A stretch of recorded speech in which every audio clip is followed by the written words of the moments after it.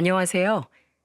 25년 지기 친구를 잃은 30대 후반 여성입니다. 저에겐 영원히 변하지 않을 친구가 한 명 있다고 생각했어요.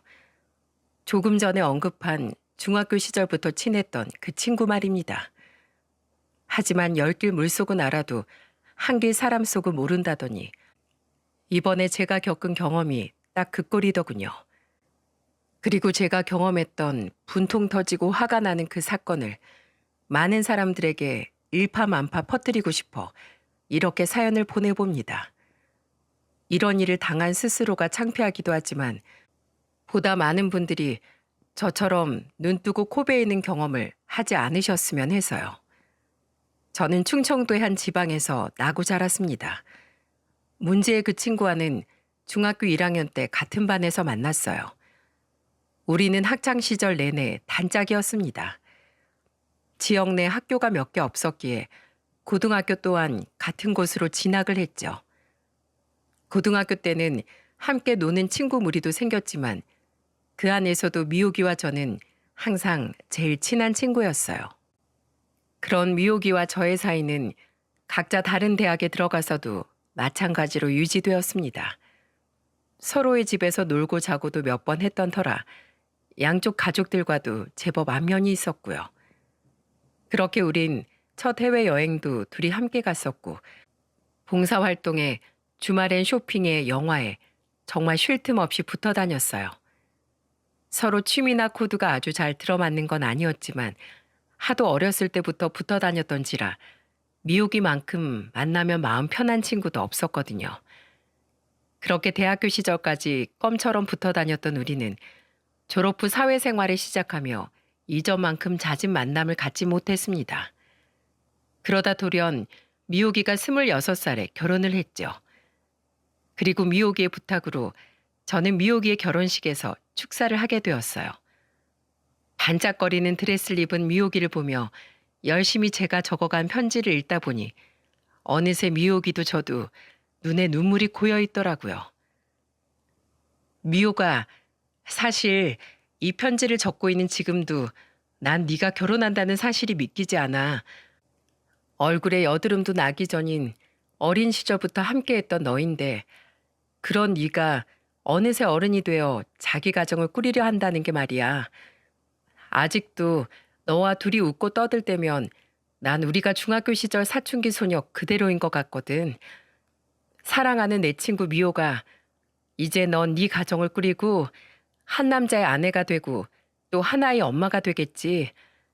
그리고 그 세월 안에서 분명 가끔은 힘든 날도 있을 거야. 그럴 때면 꼭 너의 가장 친한 친구인 날 찾아주길 바래. 어린 시절처럼 더 이상 우리가 매일같이 붙어 다닐 순 없겠지만 그래도 우리가 누구보다 서로에게 힘이 되어줄 수 있는 친구 사이임은 변하지 않을 테니까 꼭 행복해라. 네 친구 박미호. 결혼 축하해. 이후 미호기는 결혼한 지 1년 후인 27살에 예쁜 딸아이를 낳게 되었어요. 미호기의 출산 때도 저는 회사가 끝나자마자 달려가 미호기의 부모님과 함께 분만실 앞을 지켰어요. 그러던 어느 날 미호기가 대뜸 제게 이렇게 묻더군요. 정희야, 넌 결혼 안 해? 결혼? 아이, 모르겠어. 나 남자친구랑 헤어진 지 2년이나 됐잖아. 그 뒤로 인연을 만나는 게 쉽지 않네. 그래? 그럼 정희야, 너 우리 오빠 알지? 규식 오빠? 그럼 당연히 알지. 그러고 보니 네 결혼식 때 이후로 한 번도 못 봤네. 오빠 잘 지내고 있지? 어, 근데 내가 예전에 은근슬쩍 떠보니까 우리 오빠가 너한테 좀 관심이 있는 것 같던데. 너 우리 오빠 한번 만나볼 생각 없어? 뭐? 야, 됐어. 친구 오빠를 내가 어떻게 만나니? 당황했습니다. 다른 사람도 아닌 제일 친한 친구의 오빠를 이성으로 만난다는 생각은 단 한 번도 해본 적이 없었거든요. 제가 당황해서 두 손을 황급히 내줬는데 미호기는 그날 제게 자기 오빠 이야기를 반드시 밀어붙이겠다고 작정이라도 한 건지 제게 끈질기게 말하더군요. 미호기의 간곡한 부탁에 저는 하는 수 없이 미호기의 오빠와 소개팅을 하게 되었습니다. 공기업에 다닌다던 미호기의 오빠는 솔직히 처음엔 제게 이성적으로 느껴지진 않았어요. 어릴 적부터 가끔 봐왔던 사이이기도 했으니까요. 그런데 10번 지고 안 넘어가는 나무 없다고 미호기 오빠가 자꾸만 제게 호감을 표하다 보니 저 또한 언제부턴가 관심이 생기더군요. 사람도 성실한 것 같고 직장도 안정적이고 무엇보다 강단이 있어 보이진 않았지만 30이 넘은 사람이 저렇게 여리고 순해 보일 수 있다는 게 좋았어요. 순수해 보였거든요. 그렇게 오빠의 꾸준한 대시와 미호기의 열렬한 응원 끝에 저는 연애 1년 후인 나이 29에 미호기 오빠와 100년 가약을 맺게 되었습니다. 그리고 미호기 또한 제 결혼식 때 편지를 써와 축사를 해주었죠. 그렇게 미호기도 저희 가족도 진심으로 우리의 결혼을 좋아하고 축하해 주었지만 누구보다 우리의 결혼을 제일 반기셨던 건 바로 시부모님이었어요.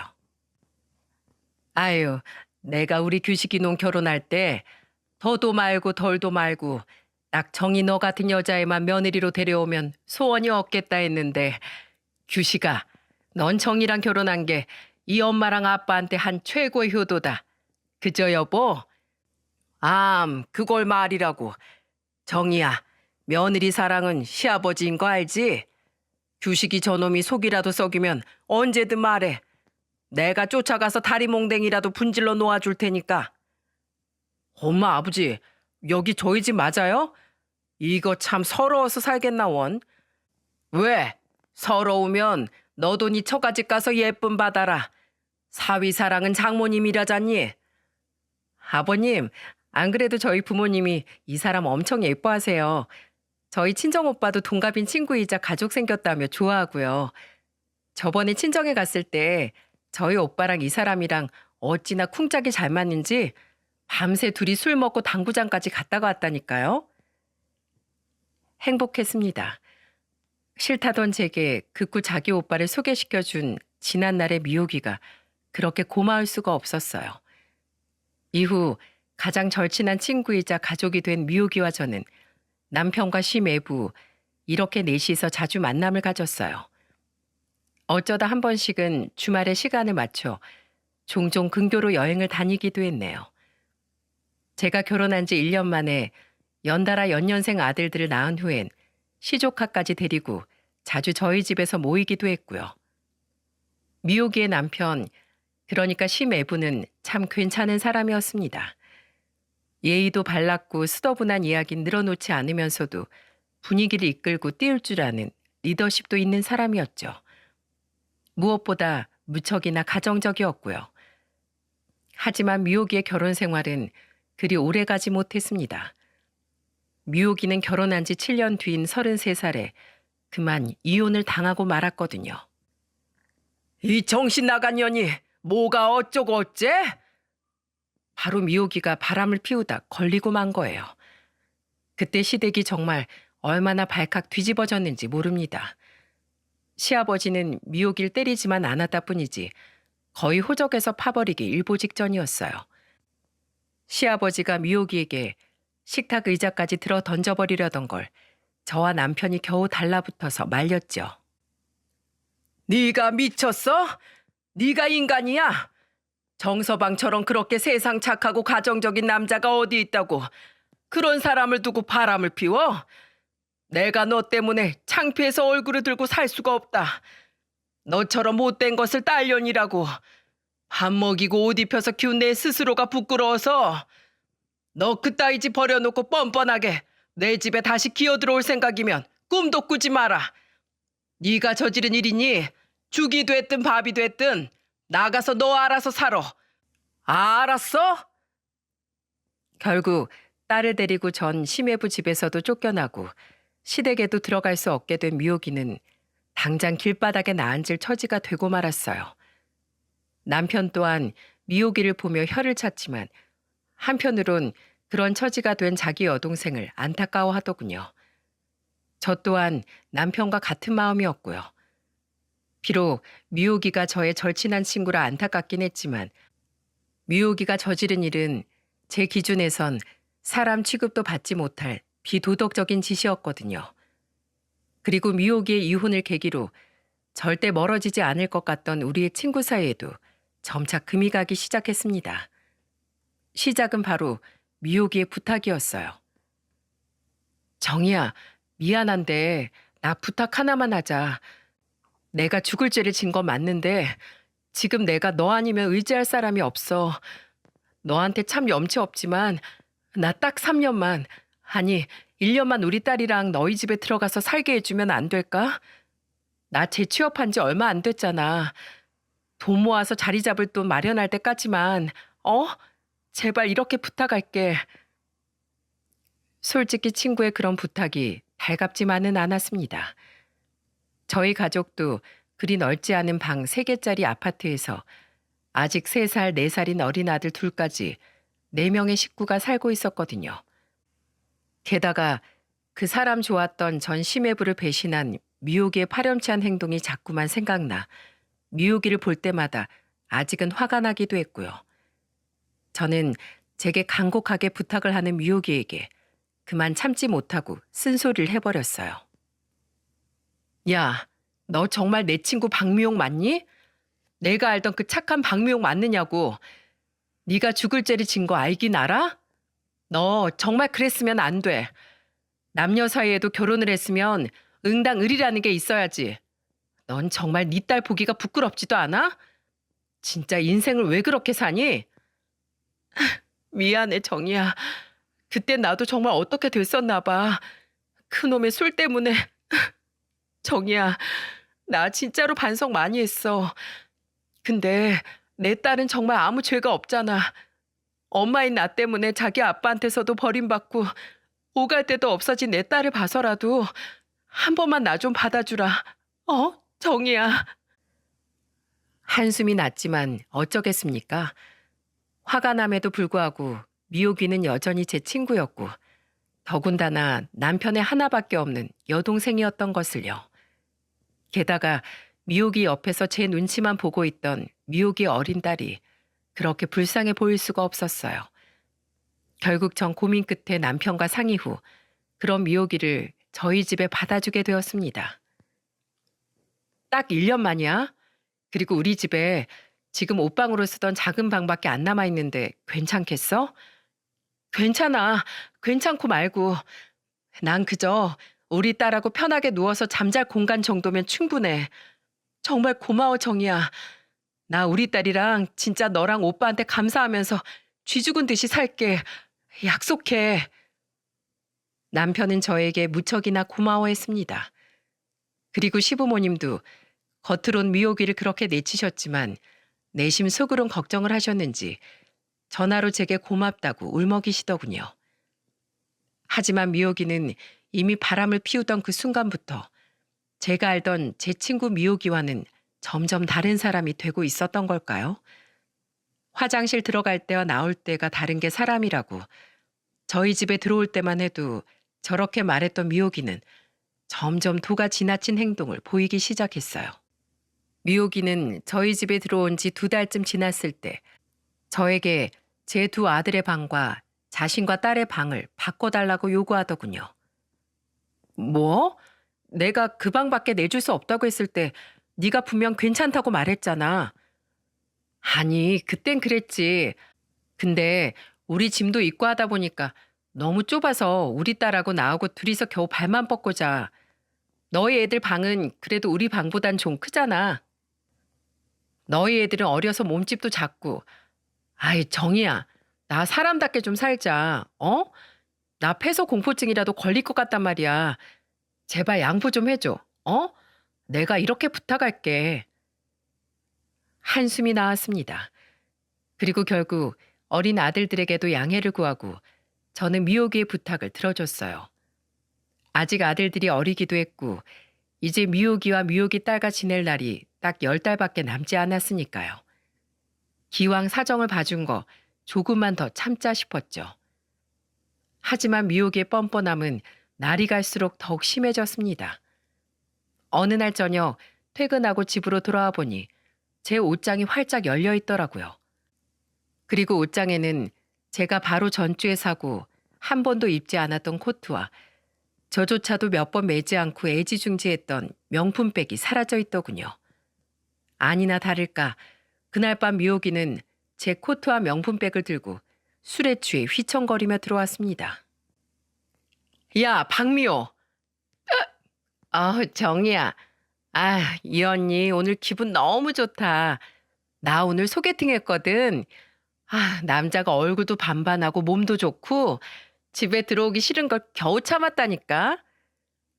기가 찼습니다. 이혼한 지 1년은커녕 반년도 안 된 애가 애는 친구인 저한테 맡기고 제 옷과 가방까지 훔쳐 입고 나가 겨우 한다는 게 남자와 술을 먹고 들어오는 일이라뇨. 게다가 술에 취해 한다는 소리가 어찌나 나쁘끄러웠던지 저는 친구에게 목소리를 낮추라며 으름장을 놓았습니다. 야, 조용히 안 해? 네 딸이 잠에서 깨서 듣기라도 하면 어쩌려고 그래? 그리고 너 왜 내 옷하고 가방 말도 없이 들고 나가? 아이, 우리 사이 왜 그래? 친구 좋다는 게 뭐야? 이까짓 거 뭐 얼마나 한다고.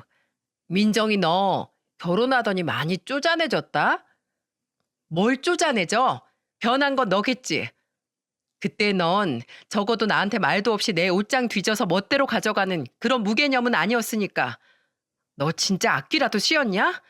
애가 왜 저렇게 변했어? 정말 화병이 날 것 같은 나날이 이어졌어요.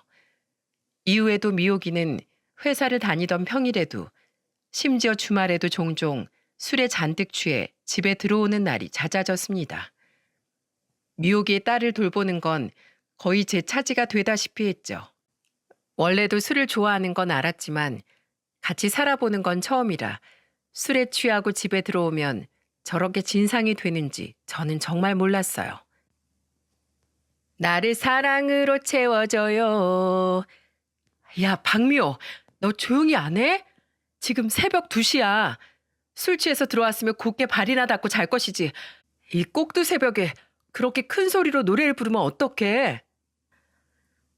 내가 뭐 기분 좋으면 노래 좀 부를 수도 있지.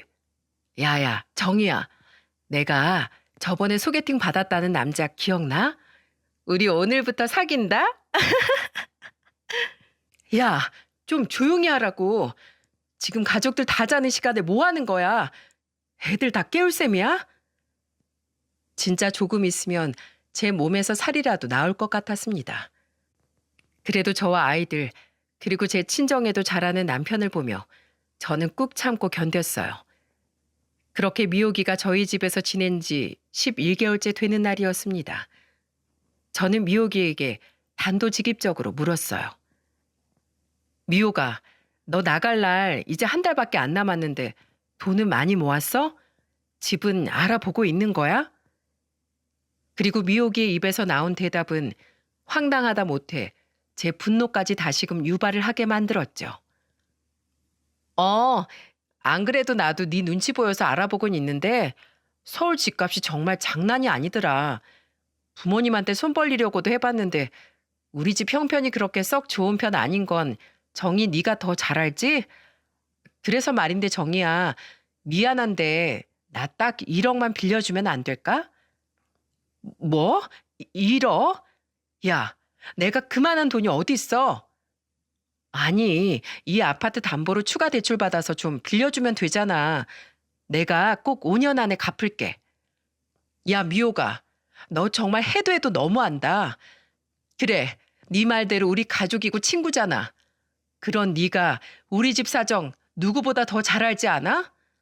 양가 사정이 다 고만고만하니까 지원 한 푼 못 받고 나랑 남편 이 집 50%도 넘게 대출 껴서 산 집이야. 그것도 겨우 빠듯하게 갖고 있는데 거기다가 추가로 대출을 받아서 돈을 빌려달라고? 그리고 말 나온 김에 툭 까놓고 말하자. 너 우리 집에 사는 11개월 동안 뭘 했니? 돈을 모으긴커녕 매번 밖으로 술 마시러 다니기 바빴잖아. 애도 아예 내팽개치고. 네가 돈 모을 생각이 추호도 없는 걸 내가 바로 옆에서 지켜봤는데 그 1억을 네가 갚을 거라고 내가 생각이나 하겠어? 뭐? 네가 어떻게 알아? 내가 진짜 갚을 수 있는지 없는지. 사람을 무시해도 유분수지 이게 진짜? 그날 서로 주먹 다짐만 안 했다 뿐이지 정말 서로 신랄한 말을 주고받으며 미호기와 다퉜네요. 그리고 결국 미호기는 악에 받쳐 제게 선언했지요. 그래, 내가 아주 더럽고 치사해서 안 빌린다, 안 빌려. 네가 누구 덕에 우리 오빠랑 지금 애들 낳고 잘 살고 있는지 잊었어? 은혜도 모르는 치산 계집애. 됐어. 너 같은 년 나도 두 번 다시 볼 생각 없어. 나중에 미안하다고 나한테 울면서 빌지나 마. 그렇게 신우이 미호기는 정말로 남은 한 달을 채 채우지도 않고 짐을 싸서 자기 딸과 함께 집을 나가버렸어요. 그런데 하나 이상한 것이 분명 미호기는 집을 구할 돈이 전혀 없다고 제게 말했는데 어떻게 지낼 곳을 구했냐는 점이었어요. 시부모님께 여쭤보니 시부모님도 전혀 아는 바가 없다고 하셨고요. 하지만 제 궁금증은 얼마 지나지 않아 금세 풀리게 되었어요. 이게 뭐야? 제가 사실을 알게 된 건 아주 우연이었죠. 남편의 휴대폰으로 온 대출금 안내 문자를 하필 제가 봐버리고 만 거죠.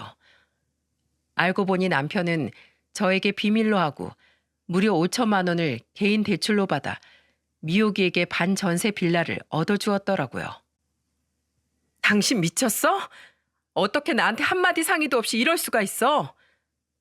여보, 그게 미호기 사정이 너무 딱하잖아. 뻔히 갈 데 없는 것도 알고. 근데 당신님이 미호기한테 안 된다고 말했다며. 그래서 숨겼어. 미호기 내 동생이잖아. 오빠가 돼서 마땅히 동생을 도와줘야지. 안 그래? 여보, 우리 한 번만 더 불쌍한 내 동생 도와줬다고 생각하고 그냥 넘어가자. 어? 정말 분통이 터져 미칠 것 같았습니다. 저는 도저히 남편의 말이 그대로 용납되지 않았어요. 그날 저는 남편에게 미친 듯이 화를 냈습니다. 이런 사람과 앞으로 쭉 결혼 생활을 이어나가야 하는지 진지하게 고민을 했을 정도로 남편에게 많은 실망을 했었죠. 하지만 제 이야기를 모두 들은 친정 식구들이 그래도 평소에 친정에도 제게도 잘했던 남편이니까 한 번만 봐주라고 제게 이야기를 하더군요. 박서방이 워낙 사람이 착하고 여리지 않니? 그런 사람이 자기 여동생을 어떻게 모른 척 할 수가 있었겠어? 이 아빠가 나중에 불러서 또 그러지 못하게 잘 타이를 테니까 한 번만 너도 용서해줘라. 부부라는 게 미워도 서로 의리 지키면서 살아가는 관계 아니냐? 게다가 시부모님도 저에게 너무 미안해 차마 고개를 들지 못하시는 모습에 저는 그만 마음이 약해지고 말았어요. 결국 2번 다시 이런 일 없게 하겠다는 남편의 다짐과 각서를 받고서야 저는 그 일을 덮고 넘어갈 수 있게 되었죠. 물론 5년 만에 돈을 갚겠다던 미호기는 그 뒤로 입을 싹 닫고는 10원 한 푼 우리에게 주지 않았지만은요. 그렇게 신우인 미호기가 저희 집에서 나간 지 2년 뒤 미호기는 재혼을 하게 되었습니다. 저희 집에서 술만 먹었다 하면 운명의 남자라고 떠들어대던 그 남자 말이죠. 게다가 미호기는 생활비가 빠듯하다며 자신의 딸마저 시부모님께 맡겨버렸어요. 정작 자신은 이전에 일하던 회사에서 계약 기간이 끝난 후 재취업도 하지 않고 집에서 놀고 있으면서 말입니다. 처음 그 남자를 보았을 때 솔직히 한숨부터 나오더라고요. 얼굴만 좀 반반했다 뿐이지 제 눈엔 전 심해부에 비해 너무도 부족한 사람으로 보였거든요. 전 심해부에 비해 한참이나 부족한 능력부터 사사건건 껄렁한 태도와 교양 없는 모습까지 전부 다 말이죠. 시부모님도 처음엔 신우이의 재혼을 결사반대하시다가 신우이가 그 남자 아니면 안 된다고 바닥에까지 드러누워 떼를 쓰고 엉엉 울기까지 하는 바람에 나중엔 두 손 들고 항복을 하셨어요. 그렇게 미호기가 재혼한 지 1년쯤 되었을 때였습니다. 그동안 미호기 부부와는 명절과 시부모님의 생신에만 잠깐씩 마주쳤을 뿐이었죠. 그런데 어느 날 남편이 제게 조심스레 이런 말을 꺼내는 거예요. 저기 여보, 우리 애들 맡기고 미호기네랑 부산으로 여행 가는 거 어때? 뭐? 싫어. 미쳤어? 내가 왜? 언제까지 이런 식으로 지낼 수는 없잖아. 가족인데 여행 가서 술도 한잔하면서 서로 속 터놓고 얘기하다 보면 당신하고 미호기 사이가 좀 나아지지 않을까? 내가 이렇게 부탁할게. 만약에 이번에도 더 이상 관계가 나아질 여지가 없으면 정말로 이젠 다시 이런 부탁 안 할게. 그렇게 말하는 남편의 표정이 너무 애절해 보여 저는 차마 무 자르듯 뚝 잘라 거절할 수가 없었어요. 결국 저는 남편에게 마지막이란 약속을 받고 미호기네 부부와 1박 2일로 가벼운 여행을 떠나게 되었습니다. 그렇게 남편이 잡아놓은 펜션에서 우리 넷은 고기도 구워 먹고 저녁 먹은 자리를 정리한 후엔 다 같이 실내 식탁에 모여 2차를 시작했어요. 이미 심애부는 술이 취할 대로 취해 해롱거리고 있었고요. 저는 솔직히 그 자리에서 먹는 술이 별로 내키지 않아 적당히 목만 축이며 자리를 지키고 있었어요. 그곳에서 술이 어느 정도 얼큰하게 올라온 미호기가 제게 대뜸 사과를 하더군요. 정희야, 내가 미안해. 나 때문에 그동안 너 많이 화나고 힘들었지? 내가 너무 철이 없었어. 사실 예전엔 나도 이혼하고 너무 힘들어서 방황했던 것 같아. 아무리 그랬어도 내가 너희 집에서 염치도 없이 그랬으면 안 되는 건데 그 뒤에도 그냥 내가 가진 게 없으니까 오히려 너한테 더 큰 소리를 쳤었어. 자존심 상해서. 그땐 제일 친한 친구인 너한텐 그래도 된다고 생각했나 봐. 친할수록 더 조심했어야 했는데. 정희야, 우리 벌써 몇 년째 친구니? 우리 다 잊고 다시 이전처럼 제일 친한 친구로 지내자. 어?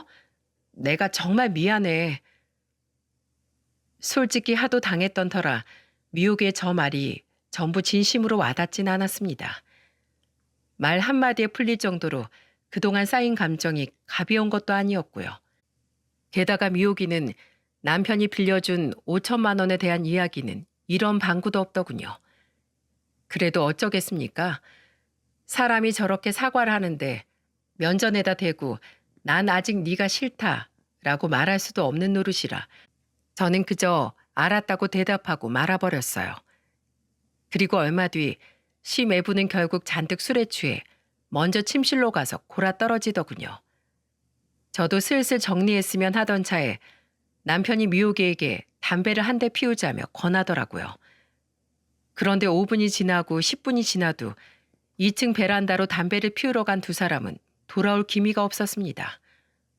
저는 이미 술잔과 과자 봉지들을 전부 정리한 뒤였는데도요. 그래서 저는 먼저 자러 들어가겠다고 두 사람에게 인사를 할 요량으로 2층을 향해 올라갔습니다. 그런데 2층으로 향할수록 뭔가 큰 소리가 오가더라고요. 무슨 소린가 싶어 귀를 기울이던 저는 두 사람의 대화 내용을 듣고 정말 충격을 받고 말았습니다. 미호가, 나 진짜 더는 못하겠다. 그만하고 싶어. 네가 걔 좀 막아줘. 나 정말 애들 엄마한테 들킬까 봐 불안해서 미치겠어. 오빠, 걔가 증거 공개하면 우리 다 죽어. 오빠가 알아서 잘 좀 구슬려봐. 그러니까 누가 그렇게 깊게 만나래? 바람을 피울 거면 그냥 가볍게 몇 번 만나다 말았어야지. 대체 어쩌려고 그랬어? 나도 몰랐지. 걔가 그렇게 나 만나면서 증거까지 남겨놨을 줄 누가 알았겠어? 어떤 정신 나간 여자가 유부남 만나면서 보란 듯이 증거를 모으고 다니냐고. 들키면 자기 신세까지 당장 망치는 건데. 분명 제가 들은 충격적인 그 단어는 바람이었습니다. 뒷골이 오싹했어요. 지금 제가 대체 무슨 말을 들은 건가 싶었죠. 저는 부들거리는 손으로 베란다 문을 열었습니다. 그러자 남편과 미호기 둘 모두 귀신이라도 본 것처럼 소스라치게 놀란 표정으로 절 바라보더라고요. 야, 니들 지금 그게 무슨 말이야? 나한테 뭘 들켜? 증거? 바람? 아무것도 아니야. 아우, 취한다, 취해. 오빠, 나 먼저 들어갈게. 정이랑, 아니, 세연이랑 이야기 잘하고 들어와. 미호기는 꽁무니가 빠져라 쌩하니 도망을 갔습니다. 어차피 한 사람만 붙잡고 캐물으면 되니 저는 남편을 노려보며 추궁했어요. 하지만 남편은 끝까지 모르쇠로 일관을 하더군요. 아니야, 아무것도. 당신은 아무 신경 안 써도 돼. 우리 그냥 술 취해서 헛소리 한 거야. 하지만 남편은 끝까지 오리발을 내밀었어요. 그리고 제가 분명 제 두 귀로 똑똑히 들었음에도 계속 발뺌을 하는 남편을 보니 이건 제가 여기서 추궁해서 끝날 게 아니라는 생각이 들었어요. 그래서 저는 서울로 올라오자마자 남편 몰래 심부름센터에 남편의 뒷조사를 의뢰했죠. 사실 일반인인 제가 남편과 미호기의 대화를 듣고 곧장 뒷조사를 해볼 생각을 했던 건 모두 이런 사연 유튜브를 평소에 많이 들었던 덕분입니다. 특히 사연튜브 사연들을 들으면 꼭 흥신소니 심부름센터니 하는 곳에 뒷조사를 의뢰하더라고요. 솔직히 나에게 정말 유튜브 사연 같은 일이 생기면 어떻게 될까 생각만 해봤지. 정작 정말로 제가 그런 곳에 남편의 뒷조사를 의뢰하게 될 줄은 상상도 못했습니다. 그래도 전 떨리는 마음을 다잡고 검색한 심부름센터 중 가장 후기가 좋은 곳을 찾아가 남편의 뒷조사를 의뢰했어요. 그리고 끝엔 혹시 남편이 바람 피우는 현장을 덮칠 수 있으면 꼭 저를 그 현장에 불러달라는 부탁도 했죠. 그렇게 그 주 주말 심부름센터 직원에게 자료를 건네받은 저는 정말 기함을 하고 말았습니다. 남편의 바람의 원인은 다름 아닌 제 시누이 미옥이었어요. 미옥이는 재혼한 후 저 모르게 남편에게 몇 번이나 또 돈을 꿔갔던 모양이더군요. 심해부의 벌이가 너무 적다는 이유로요. 정작 자신은 재취업을 할 생각조차 않았으면서 자기 오빠를 무슨 ATM기 취급을 했더라고요. 그렇게 남편이 또 저 몰래 대출을 받아 찔끔찔끔 미옥에게 빌려준 돈의 액수를 합치면 거의 1,000만 원이 넘어가더군요. 거기다 미옥이가 소개를 시켜준 건지 남편의 상간녀는 다름 아닌 미옥이가 전에 다니던 회사의 동료였어요. 그 상간녀에게 남편이 또 대출을 받아 사준 명품 옷, 가방만 해도 미옥이에게 빌려준 돈의 액수를 훌쩍 넘더군요. 아마 공기업이라는 탄탄한 직장 덕분에 그만한 대출을 계속 받을 수 있었던 것 같았어요. 그 자료를 보는데 저 정말 뒷목 잡고 쓰러질 뻔했습니다. 그리고 자료를 받은 그날 저녁 저는 심부름센터 직원에게 전화를 한 통 받았어요.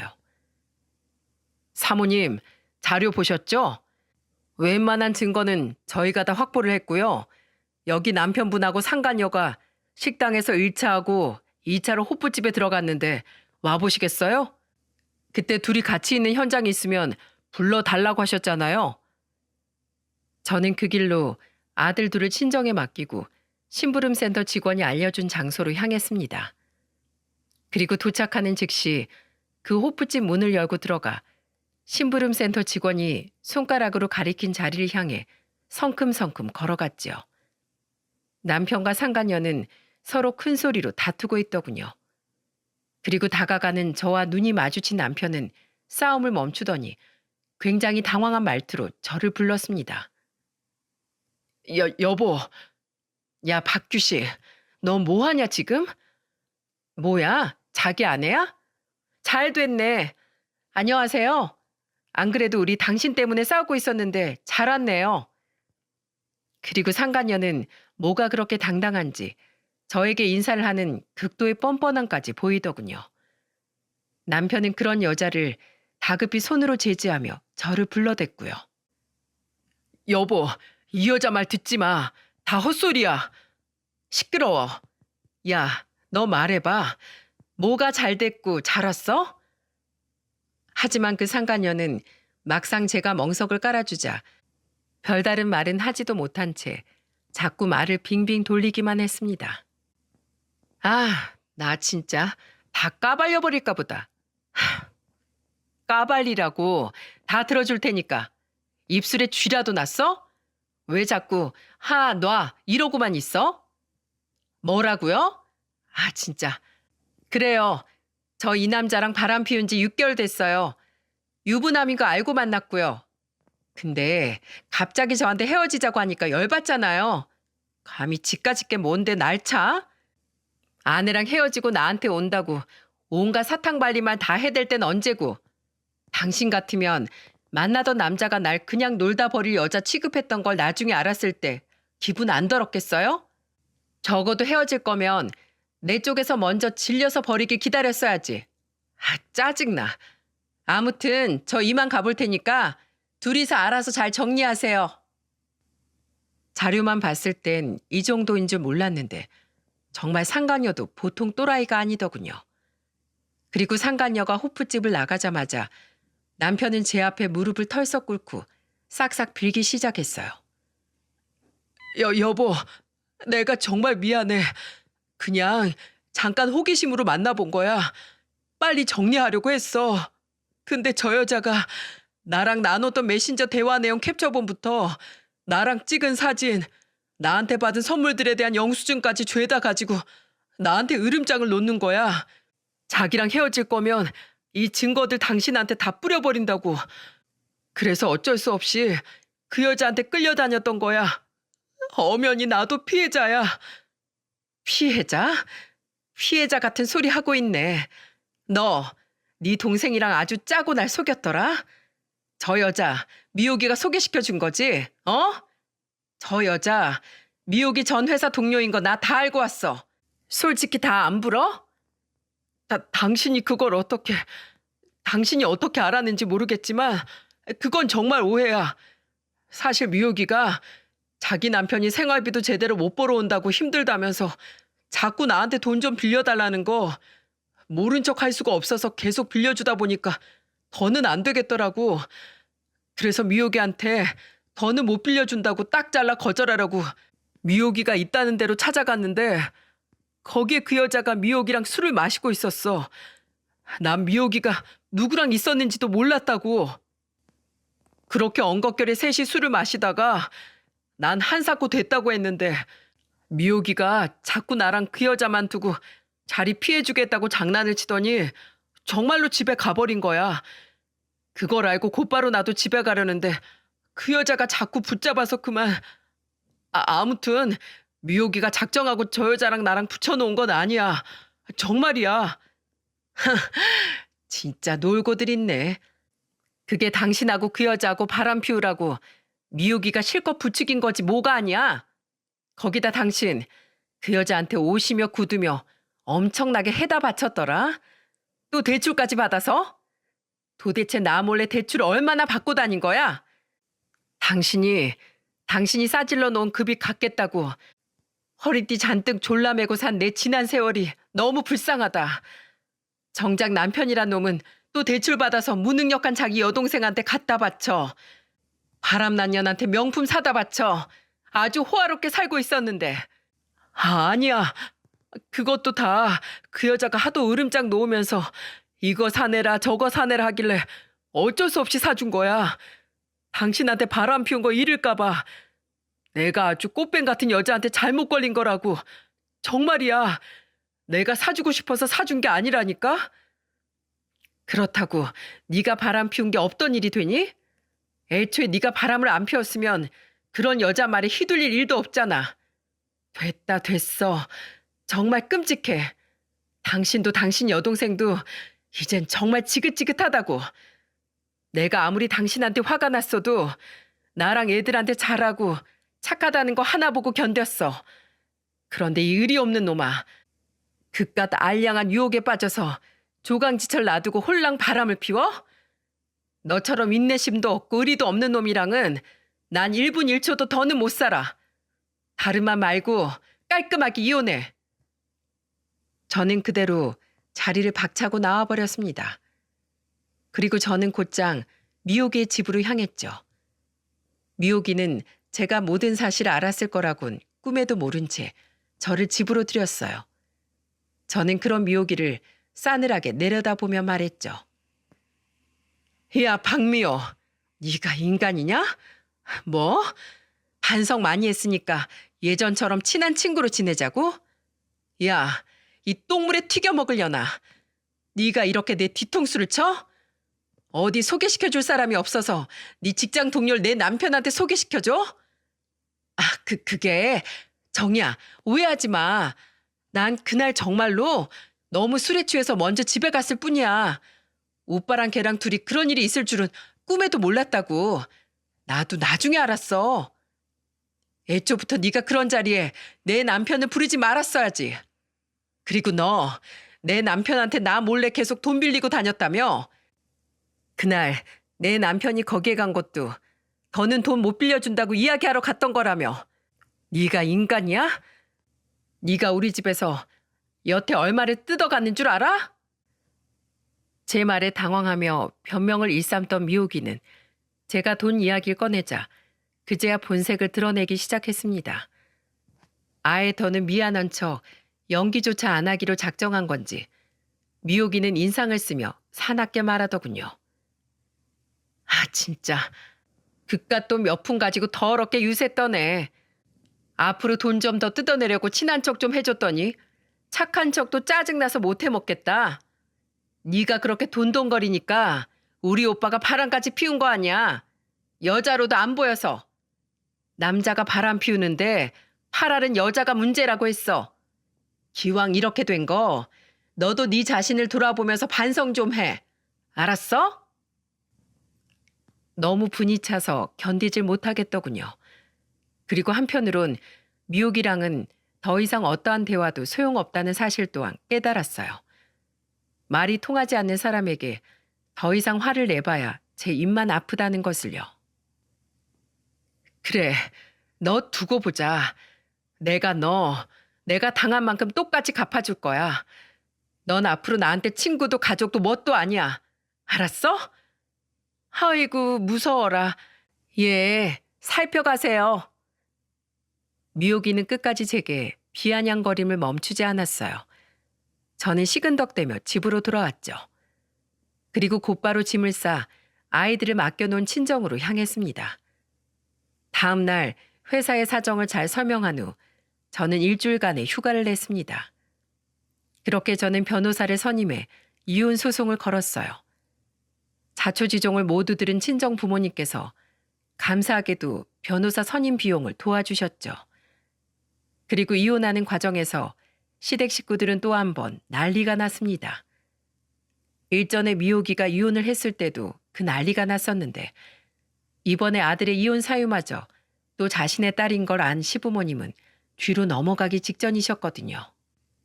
시어머니에게 듣기로 시아버지는 미호기네 집으로 쫓아 올라오자마자 미호기를 개패듯 팼다고 하더군요. 너 이 정신 나간 년아. 일전에 바람 피워서 네 가정 파탄 내고 오더니 이번엔 기어이 네 오빠를 이혼시켜? 정의가 네 오빠한테 얼마나 잘했는데 그냥 오늘 너 죽고 나 죽자. 그리고 시부모님은 남편을 끌고 곧장 저희 친정으로 와서 사과를 하셨습니다. 저희 친정 부모님은 시부모님을 굳은 표정으로 맞이하긴 했지만 더 이상 아무 말씀도 하지 않으셨어요. 왜냐하면 시부모님께서 제 앞에서 정말 말 그대로 엉엉 울며 사과를 하셨거든요. 자식을 잘못 키워서 정말 미안하다면서요. 정희야, 이 시애미가 대신 사과하마. 미옥이 그녀는 비록 되바라졌어도 규식이 이놈만큼은 그래도 내가 잘 키웠다고 생각했는데 이놈마저 그렇게 인간이 덜 된 놈인지 몰랐다. 내가 이 죄를 너한테 평생 어찌 갚아야 하니. 남편 또한 저에게 그리고 제 친정 부모님께 죄송하다며 엉엉 울더군요. 친정 부모님은 더 이상 머리 아프기 싫으니 남편도 시부모님도 돌아가 달라고 말씀하셨어요. 남은 이야기는 법원에서 마저 하면 될 일이라고요. 이후 이혼 소송은 당연하게도 저의 완벽한 승리로 끝났습니다. 남편이 저 몰래 미호기와 그 상간녀를 위해 받은 대출금만 해도 7,500만 원이 훌쩍 넘었으니 저는 제게 아주 유리한 쪽으로 집을 포함한 재산 분할을 받을 수 있었죠. 물론 양육권과 친권도 모두 저에게 돌아왔고요. 그리고 남편은 다달이 120만 원이란 양육비를 저에게 지급하게 되었습니다. 그리고 저는 상간녀와 미호기에게도 소송을 걸어 받을 수 있는 만큼 최대한의 위자료를 받아냈어요. 제가 듣기로 가뜩이나 가진 돈이 없던 미호기는 위자료 지급 문제로 시매부와 싸우다가 결국 시매부에게 이혼을 당했다고 하네요. 자신은 그만한 돈을 마련할 여력도 이유도 없다며 말이죠. 속된 말로 미호기는 그 인간에게 팽당하고 만 거죠. 이후 저는 미호기와 함께 있던 고등학교 동창들의 단체 채팅방에 그동안 미호기가 제게 저질렀던 수많은 짓들을 전부 폭로해버렸습니다. 이렇게까진 하지 않으려 했지만 아빠를 찾으며 눈물을 뚝뚝 흘리는 제 아들들을 보자 그만 제 눈이 돌아버렸거든요. 이후 채팅방에서도 아주 난리가 났습니다. 미호기는 아무 말 없이 그 채팅방에서 나가버렸고요. 그리고 미호기에 대한 이야기는 친구들이 SNS에 올린 글 때문에 이내 중학교 동창들과 건너 알던 고향 친구들, 그리고 심지어는 미호기의 대학 동창들에게까지 전부 퍼지고 말았어요. 완전히 친구들 사이에서 매장을 당해버린 거죠. 이렇게 제 결혼 생활은 끝이 났습니다. 지금 생각해도 아찔하네요. 만약 전 남편을 따라 부산 여행을 가지 않았더라면, 그때 전 남편과 미호기의 대화를 듣지 못했더라면 지금의 저는 어떻게 되었을까 싶어서 말이죠. 그 일이 일어난 지 벌써 2년이라는 시간이 흘렀네요. 저는 지금 과거의 상처를 보듬으며 아이들과 함께 다른 집으로 이사를 와서 살고 있습니다. 가끔 친정 부모님께서 올라오셔서 아이들을 봐주시기도 하고요. 아직도 친정 부모님과 친정 오빠는 전 남편의 이야기를 꺼낼 때마다 배신감으로 치를 떠시곤 해요. 실컷 화를 낸 후엔 그래도 소송이 깔끔하게 끝나서 다행이라고 말씀하시긴 하지만은요. 그리고 전 남편은 혼자서 원룸을 구해 조용히 살고 있습니다. 가끔 제게 아이들이 보고 싶다고 문자를 한 통씩 보내곤 하면서요. 면접 교섭권 때문에 가끔 아이들을 전 남편에게 보내곤 하는데 그때마다 아이들이 그러더라고요. 아빠가 많이 마른 것 같다고. 뭐 어쩌겠어요. 다 자기 자업자득인 것을요. 그리고 친구들에게 듣기로 미호기는 친정인 전 시댁에 은근슬쩍 얹혀 살려다 전 시부모님께 소금을 맞고 쫓겨났다고 합니다. 그 후론 서울의 한 고시원에서 살고 있다고 들었는데 이후의 소식은 저도 잘 모르겠네요. 그래도 단 하나 걱정이 있었다면 죄 없는 미호기의 딸이었는데 다행히 그 애는 시부모님이 맡아서 키우고 계시다고 해요. 그 말을 들으니 그제야 저도 좀 안심이 되더군요. 이렇게 모든 일을 써내려가 보니 생각보다 속이 후련하네요. 사실 아직까지도 그때 일을 생각하면 속이 답답해졌거든요. 그중 제일 안타까웠던 것은 오랜 친구였던 제 친구 미호기가 결국 저와 철천지 원수가 되어 끝이 났다는 사실이었죠.